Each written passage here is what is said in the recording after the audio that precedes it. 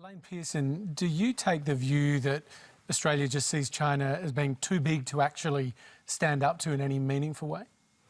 Well, I think part of the reason why the Chinese government has reacted so badly is because we very rarely see Australia's voice on issues in China. And I think that needs to change. You know, I think it's actually good that the Chinese government, that the Australian government has stood up to the Chinese government in this way. I think what Australia called for in terms of an independent investigation is what any responsible, global power should want. And so, I understand from the questioner that he's frustrated that, this seems like, missteps on the part of the Australian government. But I think let's be clear about where these missteps originated and why we're in this predicament, and that's because of the mishandling of this crisis in China. But I suppose in many ways this is a question about whether Australia can afford to do it. I mean, this is our largest trading partner.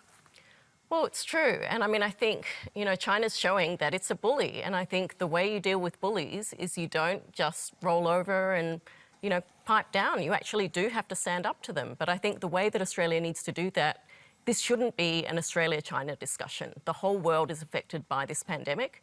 And I really think that it's important that, other countries come on board. I think Australia should work with a coalition of like-minded governments who are also concerned about the impact of this pandemic and really want to make sure that a situation like this can't happen again.